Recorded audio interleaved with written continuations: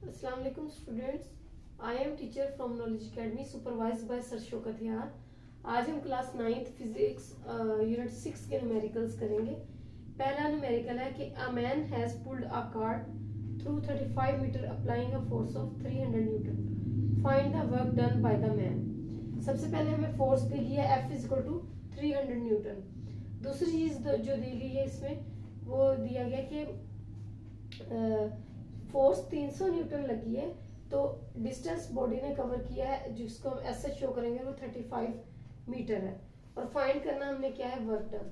तो जैसा कि आप जानते हैं कि वर्क का फॉर्मूला सिंपल होता है, W is equal to F S. इसको आप फॉर्मूला भी लिख सकते हैं ऐसे। तो यहाँ हम वैल्यूज पुट कर देंगे। W is equal to F है 300 न्यूटन मल्टीप्लाई 35, और इन दोनों को मल्टीप्लाई करके हमारे पास आंसर आ जाएगा 10500 जूल। वर्क डन को जूल से शो करते हैं। आपने ये यूनिट 7 लाजमी लिखना है, वरना आपके न्यूमेरिकल में से 1 मार्क्स कट हो जाएगा।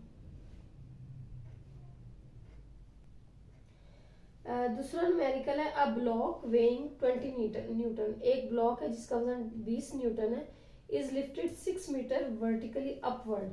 जब भी कोई चीज जमीन से ऊपर की जानिब जाएगी या ऊपर उछलाई जाएगी या जमीन से ऊपर से नीचे गिरेगी जमीन की जानिब, तो उसमें हमारे पास हमेशा ग्रेविटी का लाजमी अमल होगा।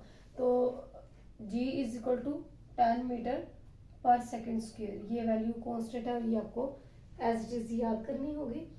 और इन्होंने हमें बताया कि एक ब्लॉक है उसका वेट दिया हुआ है 20 न्यूटन। तो वेट को आपको पता है हम W से शो करते हैं, और ये है 20 न्यूटन। और उसके बाद इन्होंने तीसरी चीज दी हुई है कि height H is equal to, हमें दी हुई है हाइट 6 मीटर। और ये ग्रेविटी के असर के बाद ही 20 न्यूटन है, क्योंकि ये वेट है। मैं आपको इसका फार्मूला लिख के बता दूं, ये मैंने आपको सिर्फ समझाने के लिए लिखा है। W is equal to mg होता है, क्योंकि देखिए आपके पास होता है F is equal to ma। तो m तो अपनी जगह पे रहता है, लेकिन a को ग्रेविटी g से रिप्लेस करते हैं, तो ये हमारे पास W के इक्वल आ जाता है। तो ये वाला फार्मूला लगेगा। ये मैंने आपको समझाने के लिए लिखा है कि जब भी कोई बॉडी जमीन से ऊपर जाएगी या जमीन की जानिब मूव करेगी, उछलाई जाएगी, यानी अगेंस्ट द ग्रेविटी या टुवर्ड्स द ग्रेविटी मूव करेगी, तो उसमें जी का अमल दखल लाजमी होगा। तो ये देखिए जी का अमल दखल आ गया, W is equal to mg is equal to 20 newton आ गया। अब इन्होंने हमें मालूम करने को कहा है potential energy Pe is equal to what. तो Pe का फार्मूला हमारे पास क्या है, P is equal to m g और H। mg की वैल्यू हमारे पास 20 न्यूटन है, और H की वैल्यू हमारे पास 6 है, और ये आ जाएगा हमारे पास 120। वर्क का यूनिट भी जॉल होता है, एनर्जी का यूनिट भी जॉल होता है, चाहे कोई भी एनर्जी हो, और यही हमारा आंसर होगा।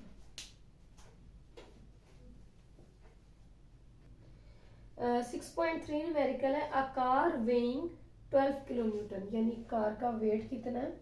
वेट मैंने आपको पहले ही बताया mg की इक्वल होता है, और वेट कितना है 12 किलो न्यूटन। ये किलो में बहुत बार बच्चों को बता चुकी हूँ कि किलो की वैल्यू हम इक्वल ले लेंगे 12 मल्टीप्लाई किलो 1000 की इक्वल होता है। इसको 1000 में लिख सकते हैं, 10 की पावर 3 भी लिख सकते हैं, और न्यूटन, यानी ये बन जाएगा 12000 न्यूटन।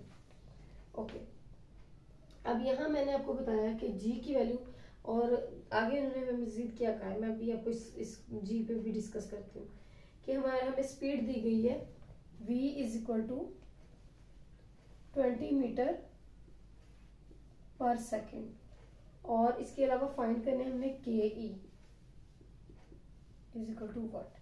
आप यहाँ से अंदाजा लगा सकते हैं कि के ई में हमारे पास क्या होना चाहिए। के ई का फार्मूला क्या है, हाफ m v स्क्वायर। अच्छा, हाफ तो कांस्टेंट वैल्यू होगी, v हमें दी गई है, m हमारे पास नहीं है, जबकि हमें वेट दिया गया है। तो हम m की वैल्यू यहाँ से फाइंड आउट करेंगे। कैसे फाइंड आउट करेंगे, M G is equal to 12,000 newton. मैंने आपको बताया कि जी की वैल्यू होती है 10 मीटर पर सेकेंड के, तो M G is equal to 12,000 newton है, तो m multiply 10 is equal to 12,000, m is equal to 12,000 divided by 10, और ये हमारे पास m आ जाएगा 1200 किलोग्राम। अब यहाँ से हम m की वैल्यू इसे पुट करेंगे। आपके पास जो भी डाटा दिया होगा, आपने डाटा लिखने के बाद आपने उसका फार्मूला चेक करना है कि हमारे पास इसमें क्या कमी है। जो कमी है उसको फाइंड आउट करें और फिर ये वैल्यूज पुट करें तो आपका आंसर निकल आएगा। अब 1/2 कांस्टेंट है, m की वैल्यू आपके पास आ गई 1200 मल्टीप्लाई v की वैल्यू है 20 और इसका है स्क्वायर, तो ये वैल्यू बन जाएगी आपके पास, ये 600 बन जाएगा और ये 20 का स्क्वायर आ रहा है, तो 600 मल्टीप्लाई 400 इज इक्वल, ये बन जाएगा आपके पास 6 4 24 और ये 40 और जाओ। अगर हम इसको किलो में कन्वर्ट करना चाहते हैं तो ये 3 जीरोस जो है ये राउंड ऑफ हो जाएंगे। 240 इंटू 10 की पावर 3 जूल, और 10 की पावर 3 जो है वो 1000 होता है, तो इसको हम किलो से शो करेंगे। 240 की kilo joule, this will be our answer. 6.4 numerical है। 500 ग्राम स्टोन, यानी एक पत्थर है, उसका मैस दिया हुआ है 500 ग्राम। ग्राम को सबसे पहले हम 1000 में कन्वर्ट कर लेंगे, 500 को डिवाइड कर लेंगे 1000 पे, और हमारे पास आंसर आ जाएगा 0.5 किलोग्राम। थ्रोन अपवर्ड, अब चूंकि फिर ये अगेंस्ट हो रहा है, ग्रेविटी के काम अपवर्ड जा रहा है, तो ये ग्रेविटी आएगी 10 मीटर पर second square. With a velocity v दी हुई है हमें 15 मीटर पर सेकेंड। टू फाइंड, हमने फाइंड क्या क्या करना है इसमें से, PE at maximum height and KE at as it hits the ground, यानी PE is equal to what and KE is equal to what। अच्छा जी, अब यहाँ देखिए, अगर हम PE का फॉर्मूला लगाते हैं तो हमारे पास हो जाएगा mgh। इसमें हमारे पास m भी है, g भी है, लेकिन h नहीं है। जब h नहीं है तो हम h की वैल्यू फाइंड आउट करेंगे। कैसे फाइंड आउट करेंगे, आपने ये इक्वेशन, हम इसके लिए सबसे पहले h फाइंड आउट कर लेंगे, और ये आपने थर्ड इक्वेशन ऑफ मोशन पढ़ी होगी 9th क्लास में पढ़ी है। 2as is equal to vf square minus vi square. अच्छा, इसको हम a को रिप्लेस कर देंगे g से, और डिस्टेंस को हम हाइट से भी शो कर सकते हैं। और चूंकि बॉडी ने अभी मूव करना स्टार्ट किया, तो ये वेलोसिटी जो है ये इनिशियल वेलोसिटी बनेगी, और फाइनल वेलोसिटी भी हमारे पास नहीं है। अब यहाँ आपने एक चीज का ख्याल रखना है कि चूंकि बॉडी को ऊपर की जानिब थ्रो किया जा रहा है, तो ये ग्रेविटी के अगेंस्ट वर्क हो रहा है, सो हमारे पास g की वैल्यू -10 में आएगी, यानी नेगेटिव में आएगी, और ये -2 to 5। अच्छा, h is equal to -2 to 5 over -20। हमारे पास h की वैल्यू क्या आ गई, h की वैल्यू आ गई 11.25 मीटर। अब ये हमारे पास तीनों चीजें पूरी होगी, हम यहाँ पुट करेंगे 0.5 मल्टीप्लाई 10 मल्टीप्लाई 11.25। अब आप बोलेंगे कि यहाँ g क्यों नहीं नेगेटिव लगाया, क्योंकि ये पोटेंशियल एनर्जी जो है ये थोरोली है, एक पोजीशन के मुताबिक है।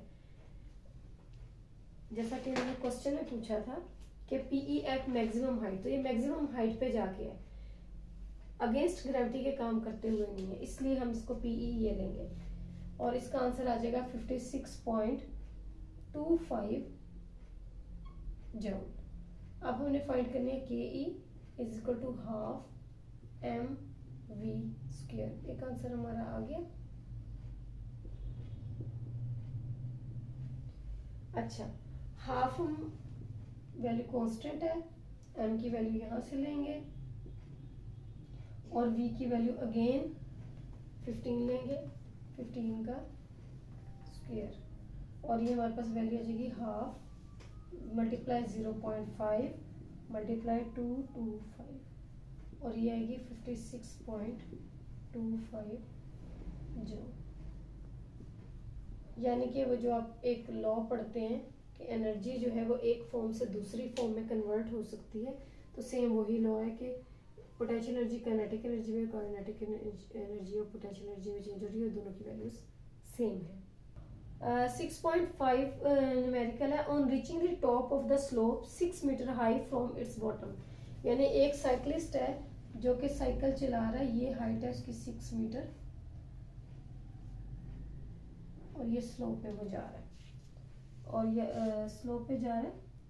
टॉप पे जब वो पहुंचे यहाँ टॉप पे, तो तब उसकी हाइट जो है वो 6 मीटर तक बुलंदी पे। अब वो कह रहे हैं कि वो टॉप से बॉटम की जानिब आ रहा है, तो आपने उसकी के ई और पी ई मालूम करनी है, यानी काइनेटिक एनर्जी और पोटेंशियल एनर्जी मालूम करनी है। तो सबसे पहले हमें दी गई है height is equal to 6 metre और speed v is equal to 1.5 metre पर सेकेंड और काइनेटिक एनर्जी और पोटेंशियल एनर्जी फाइंड करनी है साइकिलिस्ट की और mass of the cycle and his cyclist and his bicycle, यानी दोनों का टोटल मैस बन गया 40 किलोग्राम। और फाइंड हमने करना है P E is equal to what and K E is equal to what. तो हम के ई ले लेते हैं पहले। K E is equal to half M V square. Half constant हो गया, एम की वैल्यू 40 है और वी की वैल्यू है 1.5 का होल स्क्वायर। अब हम इसमें वैल्यूज पुट कर देंगे, यानी कि इसका स्क्वायर ले लेंगे तो वो वैल्यू पुट कर देंगे 1/2 मल्टीप्लाई 40 मल्टीप्लाई 1.5 का स्क्वायर लें तो ये बन जाएगा और इसका आंसर हमारे पास आ जाएगा 45 जूल। ये हमारे पास आ गई के ई और पीई आप जानते हैं PE is equal to M G H. Math हमारे पास दिया गया 40, जी हमें पता है 10 मीटर पर सेकेंड स्क्वायर होती है और हाइट हमें दी गई है 6। इनको मल्टीप्लाई करने से हमारे पास आंसर आ जाएगा 2400 और जूल। ये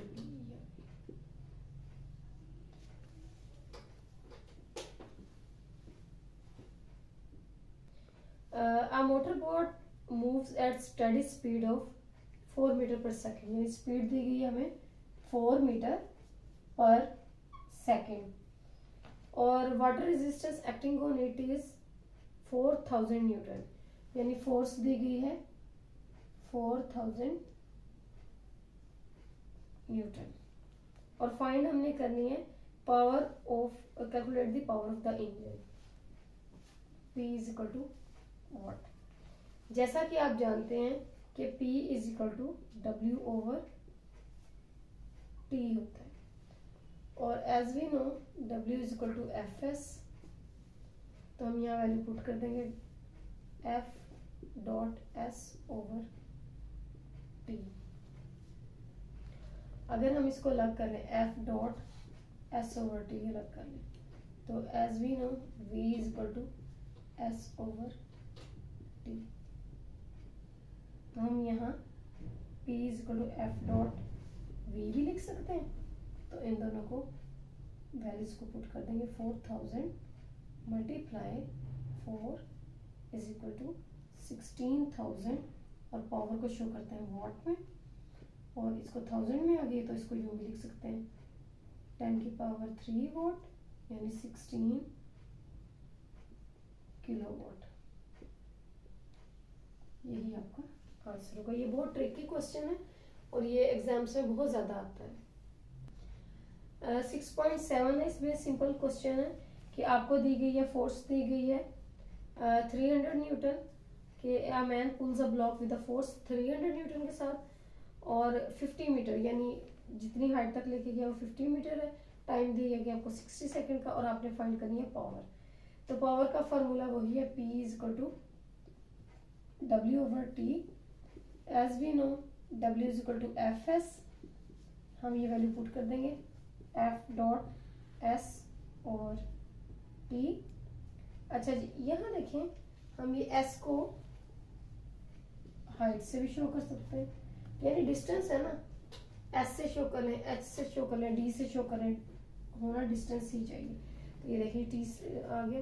अब ये तीनों चीज़ें हमें अवेलेबल है, हम ये वैल्यू से पुट कर सकते हैं। 300 मल्टीप्लाई यानी पावर = हो जाएगा 300 मल्टीप्लाई एज कितनी है 50 ओवर टाइम है 60। हम इसको मल्टीप्लाई करके आंसर हम निकालेंगे तो ये आ जाएगा हमारे पास 250 वाट।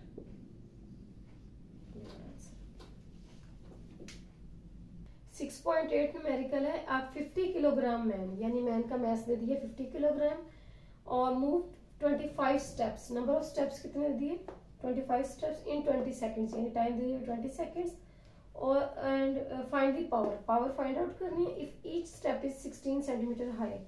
हर स्टेप कितना हाई है 16 सेंटीमीटर यानी कि ऐसे स्टेयर्स हैं तो 25 स्टेयर्स हैं और एक स्टेप 16 सेंटीमीटर हाई है। इसको पहले हम 16 सेंटीमीटर को मीटर में कन्वर्ट कर लेंगे, 16/100 कर लेंगे। इसको 100 पे डिवाइड करेंगे तो हमारे पास आ जाएगा 0.16 और ये मीटर। जब सेंटीमीटर को मीटर में कन्वर्ट करना हो हमेशा 100 से डिवाइड करते हैं। पावर हमने फाइंड आउट करनी है।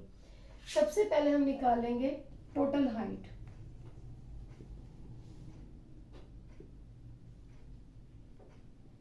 टोटल हाइट कैसे आप देख सकते हैं कि एक स्टेप की हाइट है और कितने स्टेप्स है 25 है।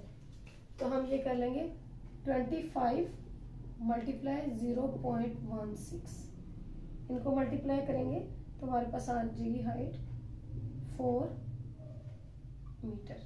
ये अब हमारे पास हाइट आ गई। फाइंड हमने पावर करनी है P = W/T।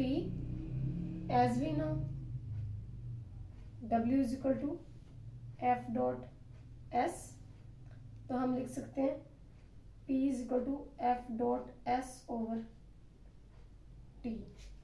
अच्छा, अब ये जो है F as we know F = mg और S = h। ये वैल्यूज हम इसे पुट करेंगे। F P =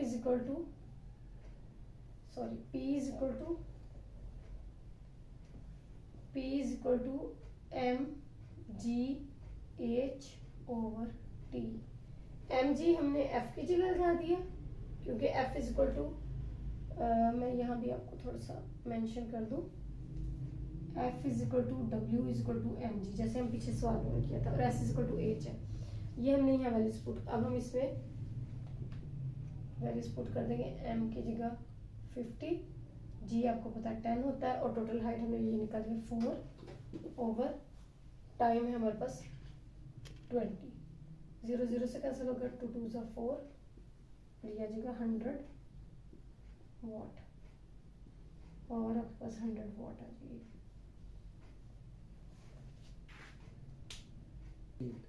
जी बच्चों, इसमें भी हमने पावर फाइंड आउट करनी है। 6.9 में हमें दिया गया है कि calculate the power of a pump which can lift. अब ये देखिए लिफ्टिंग है, वाटर की लिफ्टिंग है जमीन से लेके टैंक तक, तो जाहिर है वो ग्रेविटी के अगेंस्ट है तो जी आएगा बीच में।